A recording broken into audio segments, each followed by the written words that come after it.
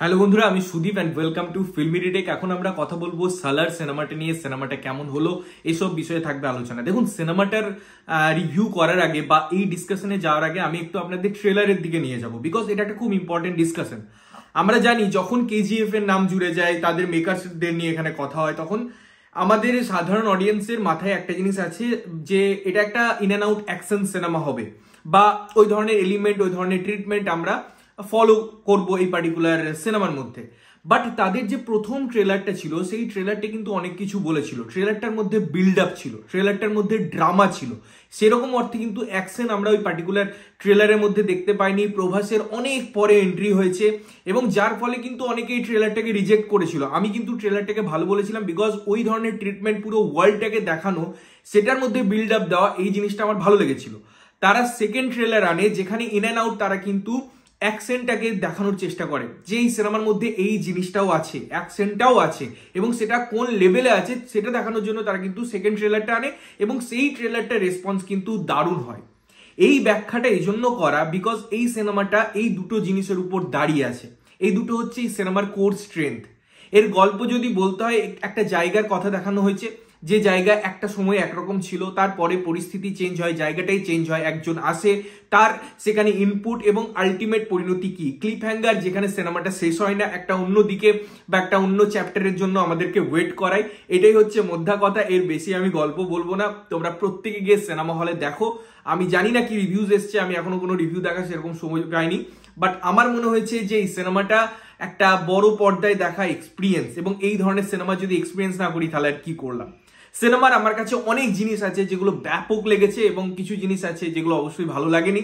তো প্রথমে সেই একে একে ডিসকাশনগুলো আসবো। প্রথমে আমি যেমন বলেছিলাম যে ট্রেলারটা থেকে শুরু করলাম, এই সিনেমায় যেটা দেখার, যেটা আমার মনে হয় কেজিএফ এর ক্ষেত্রে তারা অতটাও সেভাবে ডেভেলপ করতে পারেনি, বাট এক্ষেত্রে তারা স্টোরি ডেভেলপ করেছে, তারা সিচুয়েশন ডেভেলপ করেছে, তারা ক্যারেক্টার ডেভেলপ করেছে, এবং এই ডেভেলপড এবং বিল্ড আপের জন্য কখনো কখনো আপনার মনে হবে যে একটু বেশিই দেখাচ্ছে ব্যাপারটা, বাট আপনাকে বুঝতে হবে এটা শুধুমাত্র এই সিনেমাটার জন্য বিল্ড আপ নয়, এটা এর পরের পার্টের জন্য বিল্ড আপ। আমি যদি এভাবে ধরি, বা আমি যদি একদম বাহুবলীতে ফিরে যাই, আমি যদি একদম শর্টান ওই সিনেমাটাকে, দুটো অধ্যায়টাকে ভেবে সিনেমাটার কথা ভাবি, আপনাকে বুঝতে হবে যে সেকেন্ড হাফে আমাকে কিন্তু কোনো বিল্ড আপ দেওয়ার তারা সুযোগ পাবে না। পুরো জিনিসটা আপনাকে হয়তো রিক্যাপ দেখাবে, একটা সিচুয়েশনটাকে মনে পড়ানোর চেষ্টা করবে প্রথম অর্থে সিনেমা স্টার্টিং এর পোর্শনে, বাট যেভাবে তারা ইন্টেলিজেন্টলি এই বিল্ড আপটা দিয়েছে না, এটা দরকার ছিল। এই পুরো সিনেমাটা জুড়ে আমি বলছি না বিল্ড আপ দিতে, বাট যে পোর্শনটা তারা বিল্ড আপ দিয়েছে, যেভাবে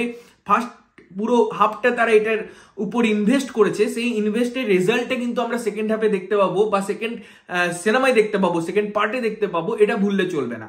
এবারে শুধুমাত্র ডেভেলপমেন্ট বা বিল্ড আপ না, আমরা এই ড্রামা পোর্শনটা অনেক সময় বলি যে একটা কমার্শিয়াল সিনেমায় অনেক সময় মিসিং হয়ে যায়, এবং ড্রামাটা কতটা ইম্পর্টেন্ট একটা সিনেমাকে এগিয়ে নিয়ে যেতে এবং সেটার সঙ্গে অডিয়েন্সের রিটেনশন ধরে রাখার জন্য, সেটা আমার মনে হয় এটা দারুণভাবে প্রমাণ করে। এবং যখন অ্যাকশন সিকোয়েন্স গুলো হয়, সেখানের মধ্যে যেরকম ভাবে সিচুয়েশন গুলো ক্রিয়েট করা হয়েছে, যে লার্জ স্কেল করা হয়েছে, সেগুলো অনবদ্য। একটা মা কালীর জায়গা থাকবে যেখানে প্রত্যেকে লাল একটা জিনিস পরে আসবে। সিনেমাটা আমার বা সিচুয়েশনটা আমার সবসময় সঞ্জয় লীলা বনসালীর কথা মনে পড়ায়। তিনি যেভাবে এই রকম সিনকে ডিজাইন করেন, আপনারা যদি দেখেছেন সেটা বিভিন্ন সিনেমার ক্ষেত্রে, গঙ্গুভাইয়ের ক্ষেত্রে সাদা কালারের ব্যাপারটা আপনারা দেখেছেন, রেফারেন্সে আমি বললাম।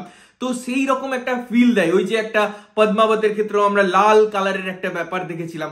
তো ওই নস্টালজিয়াটা, বিগ স্ক্রিনে ওই এক্সপিরিয়েন্সটা, এরকম অনেক মোমেন্ট আছে, অনেক সিন আছে যেগুলো আপনাকে উপলব্ধি করাবে। এবং এই যে একটা বড় প্রোডাকশন, তার প্রোডাকশন ভ্যালু, সেখানে সেট ডিজাইনিং, তার আর্ট ডিজাইনিং, তার মধ্যে ইনভলভমেন্ট, কালার, একদম ব্রুটালিটি, কোথাও গিয়ে তার মধ্যে ইনফ্লুয়েন্স হওয়া, এই সব জিনিসগুলো একত্রিত হয়েছে, এবং সেটা একটা ভ্যালুয়েবল প্রোডাক্ট, সেটা একটা দারুণ প্রোডাক্ট, এটা অবশ্যই বলা যায়। এবং বড় পর্দায় সেটা আপনারা দেখলে পরে বুঝতেই পারবেন। সিনেমায় পারফরমেন্স নিয়ে যদি আমি কথা বলি, অবশ্যই এটা প্রভাসের একটা কামব্যাক সিনেমা, বিকজ বিগত কিছু সিনেমায় তিনি সেইভাবে ফুটিয়ে তুলতে পারেননি নিজেকে। সামহাউ সেটার মধ্যে অনেক রিজন আছে, সেটার মধ্যে স্ক্রিপ্ট বা গল্প বা পছন্দ করার গল্প, মোমেন্টাম, অনেক কিছু ব্যাপার থাকে, বাট এখানে আমার মনে হয় সেই জিনিসটা আছে এবং তিনি অ্যাচিভ করতে পেরেছেন। দু একজনের অভিনয় নিয়ে আবার কিছু কথাবার্তা আছে, সেটা আমি পরের দিকে বলবো।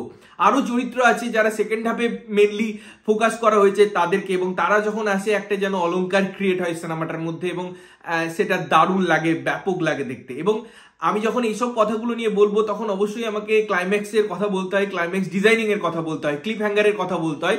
সেটা এতটাই দারুণ, এবং তার সাথে সাথে ইন্টারভেলের আগের জায়গাটা আমার মনে হয় ওইটাতেই বাজিমাত করে দেয় সিনেমাটা। ওই দুটো মোমেন্টাম এত সুন্দরভাবে ক্রিয়েট হয়, অডিয়েন্স হিসাবে আমি এত ইজিলি কানেক্ট হয়ে যেতে পারি, যেটা ব্যাপক লাগে। বিজিএম দারুণ সিনেমায়, এবং আমি জানি যে এই ধরনের সিনেমায় বিজিএম এর একটা হিউজ রোল থাকে, এবং সেটা সবসময় বিজিএম দিয়ে দিলে হয় না, যথাযুক্ত জায়গায় আমার মনে হয় বিজিএম এর দরকার, এবং সেটা সুন্দরভাবে এই সিনেমায় দেওয়া হয়েছে। কালার নিয়ে কথাই বলার নেই, বেশ ভালো কালার গ্রেডিং, দেখতে ভালো লাগে, ফিল গুড ব্যাপারটা দেয় সিনেমাটার মধ্যে। এবং ওই যে জায়গাটা আছে, ওই যে পরিস্থিতিটা আছে, সেই জায়গাটা আমাদের খুব ইজিলি লোকোমোট করে দিতে পারে।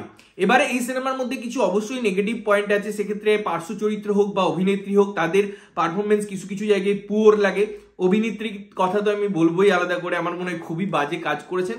এবং আরো অনেকজন ক্যারেক্টার আছে যাদের সেইভাবে আমার মনে হয় ইউজও করা হয়নি। মেবি তাদের ভালো একটা জায়গা আমি সেকেন্ড পার্টে পেতে পারি, এরকম স্পেস অবশ্যই দেওয়া হয়েছে। বাট আমি যদি এই সিনেমার কথা বলি, সেরকম অর্থে তাদের স্পেস নেই, তাদের রাইট ম্যানারে মনে হয় পুট করা হয় না এই সিনেমাটার মধ্যে।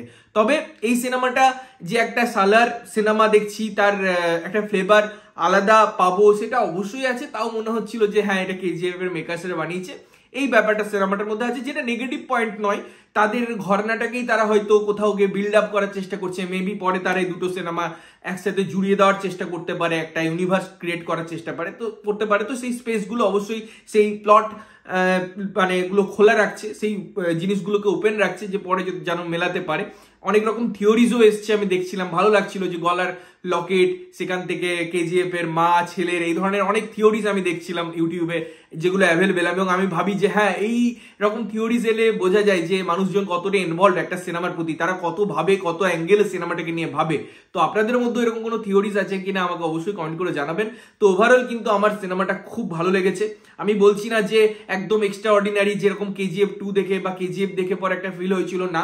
সেই জন্য আমার মনে হয় কেজিএফই দায়ী, বিকজ একটা হাই স্ট্যান্ডার্ড ক্রিয়েট করে দিয়েছে তারা। এবং তারপরে যত সিনেমা আসবে আমরা ওই সিনেমাটা দিয়ে বিচার করব। যদিও আমার মতে সালারকে একদমই সেভাবে বিচার করা উচিত না, এটা একটা স্ট্যান্ড অ্যালোন সিনেমা হিসেবেই দেখা উচিত, এবং আমি সেটা দেখছিও। সেই হিসাবে আমি কিন্তু সিনেমাটাকে পজিটিভ মার্কসই দেবো আমার তরফ থেকে। আমি এনজয় করেছি সিনেমাটা, এবং যারা মাসেস আছে, যারা এই ধরনের সিনেমা দেখতে পছন্দ করে, তাদের তো ভালো লাগবে। এবং কিছু কিছু জায়গায় আমার মনে হলো, জানি না কেন, যে কিছু মহাভারতের রেফারেন্স তারা ইউজ করছে, এবং সেই জিনিসগুলো আপনাদের বুঝতে হবে কিছু কিছু ক্ষেত্রে, যদিও সেটা একদম ডাইরেক্টলি নয়, তবুও কোথাও কোথাও জায়গায় তো মনে হয়। তো এই ছিল আমার কথাবার্তা সালার সম্পর্কে। তোমাদের কেমন লেগেছে যদি তোমরা দেখেছো জানিও, না দেখে থাকলে অবশ্যই গিয়ে দেখো এবং দেখে এসে জানাও যে কেমন লাগলো। ততক্ষণের জন্য ভালো থাকবে, সুস্থ থাকবে, এবং সবসময় ভালো জিনিস দেখবে। চ্যানেল প্রথমবার দেখছো, লাইক কমেন্ট শেয়ার করতে হবে, সাবস্ক্রাইব করতে হবে, যাতে প্রত্যেকটা নোটিফিকেশন তোমাদের কাছে পৌঁছায়। ততক্ষণের জন্য টাটা।